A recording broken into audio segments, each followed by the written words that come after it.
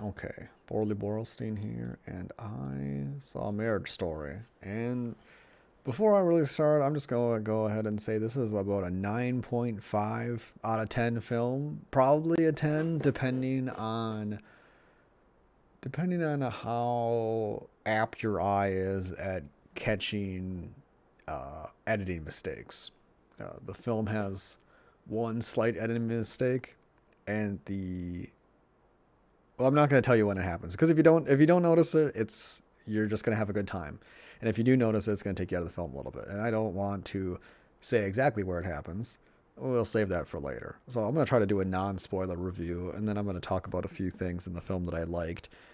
So, just a brief overview. The film stars Adam Driver and Scarlett Johansson. They were in a couple for presumably 9 to 10 years. They have a child, and they're now getting divorced, and they're trying to figure out where they're going to live, how are they going to deal with custody, and, mix in with that the kind of typical things that happen during divorce, money issues, uh, custody, and, where they're going to live and what kind of, you know, divorce lawyering maneuvering they can do to get their side. Now, despite that description of the film, it doesn't feel strategic. The characters aren't trying to outmaneuver each other. They're just trying to survive a horrible ordeal that is divorce with kids. Is pretty messy and shitty. The film is a 9.5 out of 10, and it only doesn't get a 10 out of 10 because for me there was one scene where there was one edit that was glaring to me that took me out of the scene, and it's a very good scene. It's very very fucking good, but that one mistake took me out of the scene, and it was unfortunate. And unless you're looking for it, you're not going to know it's there. You're not going to be able to see it, so don't worry about it.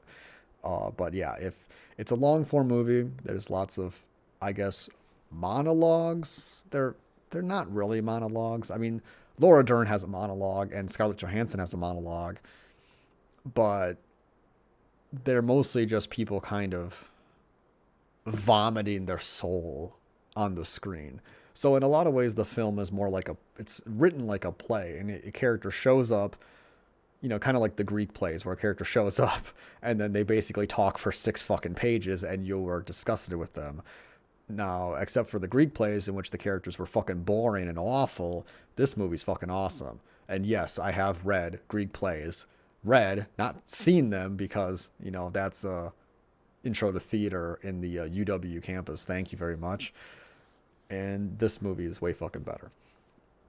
So the film style I would describe as long form is that the scenes, I would not say drag on. The film is long. It's over 2 hours. The scenes are long. It doesn't feel like a short scene really happens. It doesn't feel like the film has uh, a really use for a short scene. Every scene that happens is an event that depicts a major point in their settlement and divorce, and it has to exist for that purpose. And if you've seen anybody go through this process or been through it yourself, you understand that these are not my tiny little events. These are of big importance, but they are shown as tiny little events. We'll see Adam Driver, he won't get the Halloween time with his son that he thought because of changes that he was only made aware of moments before uh, the Halloween event, essentially.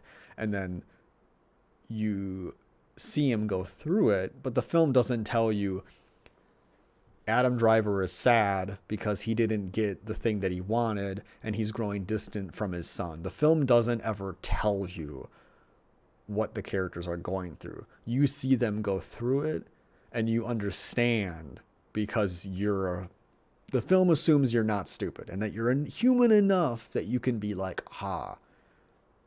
if I were in that situation, if I were struggling through that, I would really be broken up by this. This would be really hard for me to do. And you're seeing the characters struggle through it, with a straight face because they don't want to show that their child, that the divorce is breaking them.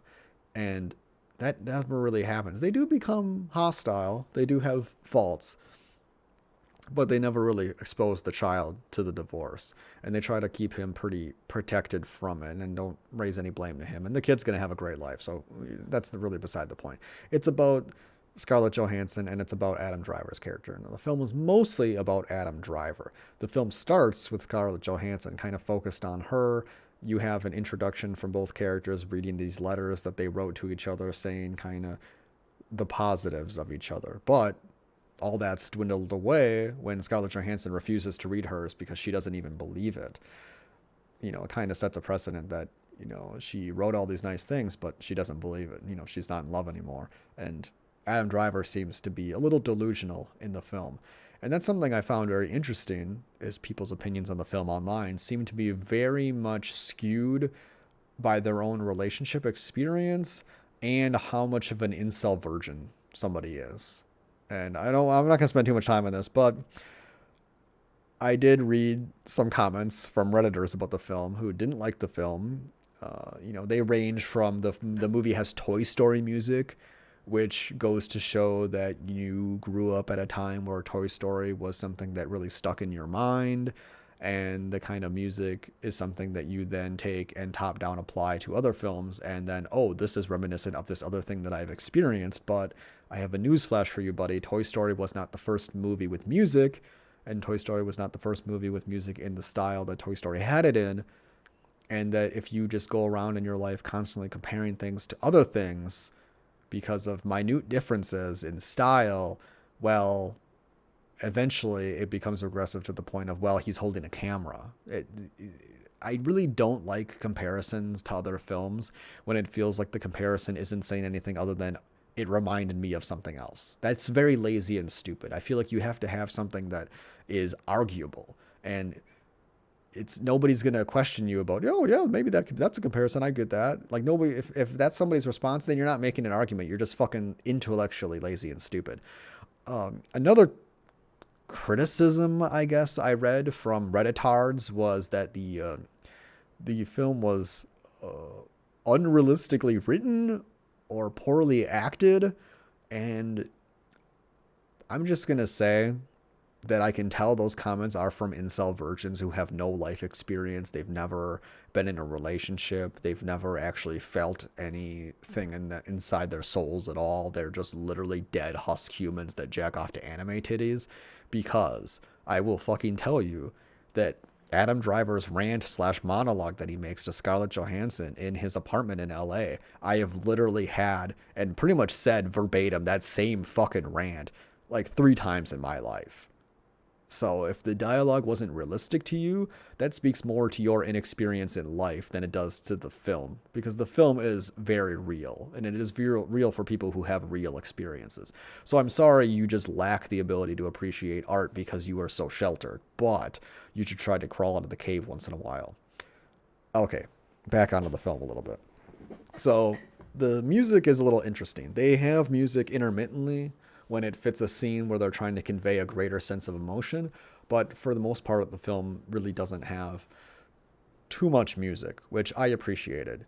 You notice when it's there, and you notice when it's not there, and it never just falls into the background for me. It was always effective. The music was always effective in conveying the emotions the scene was trying to go for. Another thing, the only editing criticism that I have for the sound design is that there were many times where it felt like Scarlett Johansson's lines were ADR'd. It felt like they had to re-record a lot of her lines, because I swear there was a time where her mouth doesn't move and she says something, but I'm not exactly sure, but that might have been a sound bridge cut where they pull the sound from the next scene before they've cut to the next scene. That might have been the case. But irregardless of that, there were scenes where Scarlett Johansson talks, and the way they mixed the sound made it sound like she was like speaking into a microphone, and it was like very close to the front of the screen. Now there's like a hierarchy of sound and sound design where you have certain things that are louder or quieter than other things. Usually you have voices that are the loudest, and voices of the main characters are usually above everything else. But in this film, Scarlett Johansson's voice seemed like a lot of the times that not only was it the loudest thing, but it was also at like the front of the screen, even though her character would be like on a side or something. It was very awkward. That was only one minor gripe with the film. And I noticed it when it happened, but you would get over it very quickly because the acting is great. So, sound, it works. It evokes exactly what the film is going for and doesn't get in the way and doesn't overstay its welcome. The editing is, when it's good, it's really good. And as I said, there was the sound editing that was a little at times, but it's very minor. And then there's a few cuts on action that were awkward that kind of took me out of the scenes. But that's the editing. You don't really give a fuck about the editing. It's not about the editing. It's about the acting. It's about the character's emotion coming out on screen. Characters, bleeding themselves dry in front of you. That's really what you're here for, and that's what you get. And even the side characters. I mean, Adam Driver meets with Ray Liotta, and he's like just seeming like a hardball and asshole. And you think, wow, I hope this divorce doesn't get that shitty where they need this guy. And, well, you don't introduce Ray Liotta unless you're going to use him. So he comes back, of course. And then Laura Dern's character. Laura Dern plays a very pivotal role in the film that I feel like would not have worked without her performance. Laura Dern plays a character who kind of settles the divorce in more socio-cultural context about women and marriage and raising children.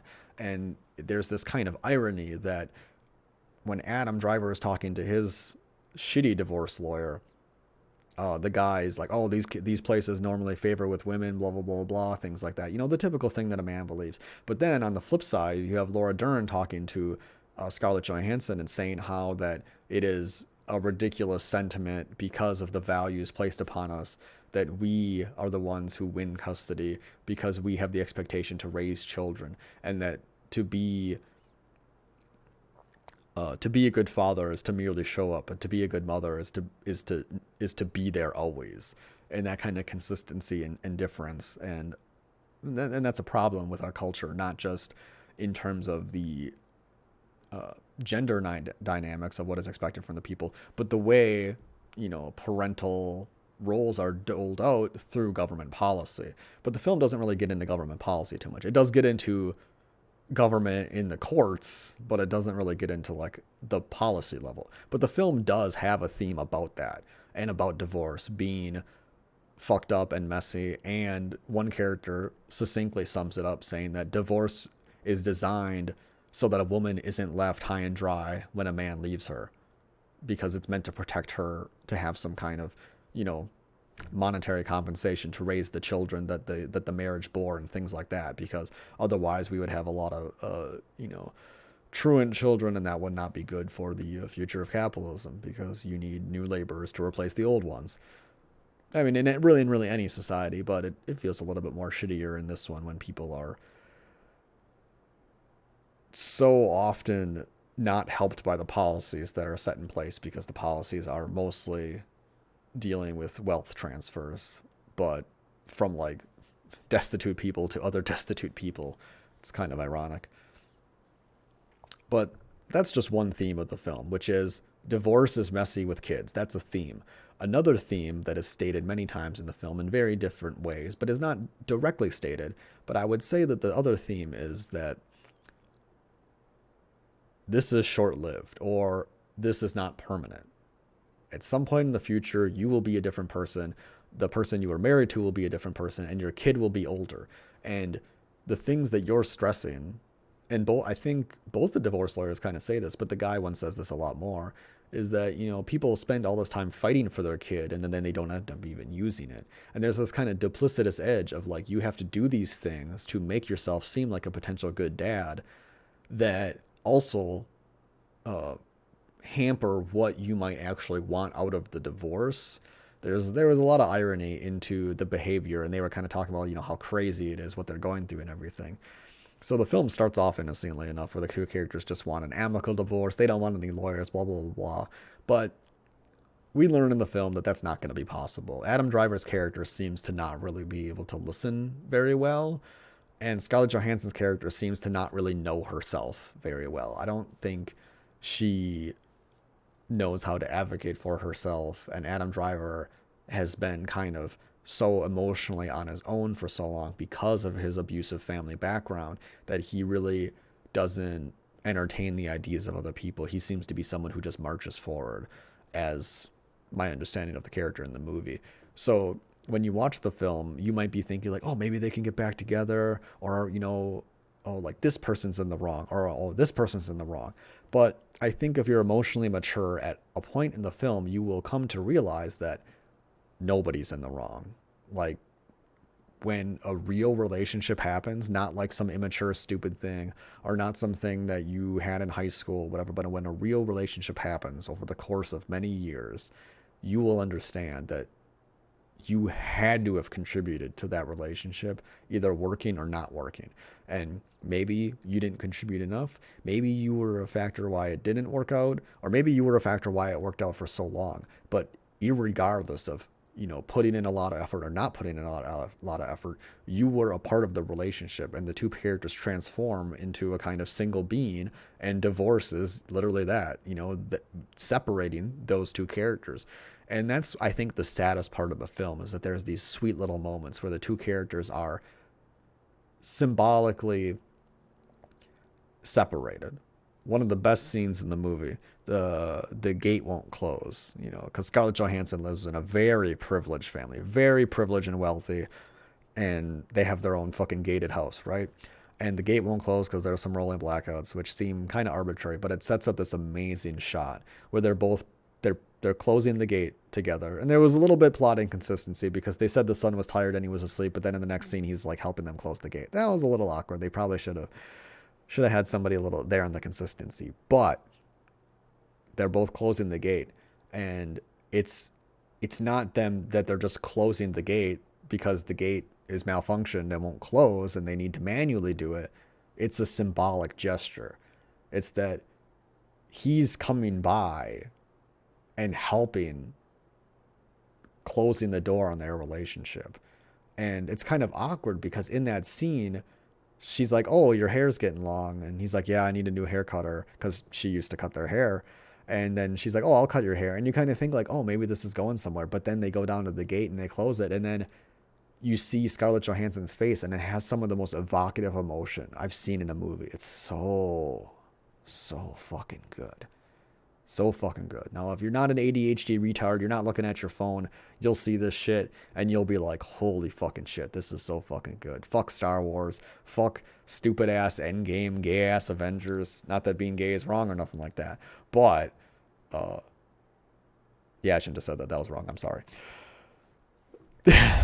But fuck, man, it's so fucking evocative and good. So good. So it is a good fucking movie. It has got some great symbolic scenes. There's this one kind of like twist around, and I mean, if you obviously these are like all spoilers at this point, and I don't do a good job of warning people about that, but there's another great like kind of twist where at the beginning Scarlett Johansson is telling her divorce lawyer why she wants to get divorced, and she says that she doesn't really feel alive anymore, and it seems to be that she didn't really understand herself. She was with a guy before Adam Driver, and then she got with Adam Driver, and that made her feel alive for a bit, but then she kind of wanted her own path, and she kind of felt like she was just like living Adam Driver's path in the film. And she talks about like alive, like being alive and being dead, or like a ghost or whatever. That is an idea that Scarlett Johansson had about her relationship. And then at the end of the film, it kind of does this twist where Scarlett Johansson is basically, they both the characters sing this like little show tune song to kind of musically, like as if the film was a musical, to express how they feel now at the end of the relationship. And it's actually an inversion in that Scarlett Johansson's song is like a show tune where she's like, Bobby's my hobby and I'm done, or something like that. Like she's like, I had this old relationship and these bad habits and things like that, and I'm done with them and I'm moving on. That's her perspective after everything. And then for Adam Driver, he sings this song, which seems to be some kind of play, musical, script thing or whatever, where he's just basically pleading that he wants somebody who makes him feel alive and frustrated and mad, basically saying that he wants her because he probably feels alive with her. And it's kind of funny that Scarlett Johansson started off saying essentially the opposite. And they have this inversion where Adam Driver kind of becomes her at the end, where he wants to feel alive and maybe he doesn't. And you feel a bit more sadder for Adam Driver's character because he doesn't have a wealthy family. He was abused growing up. He had to make his way in life, and he doesn't have anyone to retreat to from the divorce to emotionally help him. But Scarlett Johansson has, you know, a mom who gives a fuck, a sister who gives a fuck, and a rich ass family to go back to. So I think that's why in the film they spend so much more time hanging out with Adam Driver's character, because despite the things that the two characters do that causes them to have relationship problems, and some of them are more forgivable than others, you, I think, need to understand Adam Driver's perspective because he's the one who has less to return to for safety, whereas Scarlett Johansson will have a rich family, will have potential opportunities because her mom was an actor just like her. Like, she really doesn't have any fear in getting divorced, where Adam Driver, you get out of your shitty home life, you make it in the world, you become this theater company director, and then you lose something that you've made. It always stings more as somebody who's come from a worse off background, what you lose, because what you have earned or gained through life is something something you've had to struggle for, and it always hurts a lot more. And the film, I think, pays respects to that. So it's pretty good. 9.5 out of 10. Could have been 10 out of 10, but they had a few sound editing and cut on action editing issues that kind of took me out of the scenes. But I mean, it's on Netflix. Just go fucking watch it. Whatever, Hell yeah.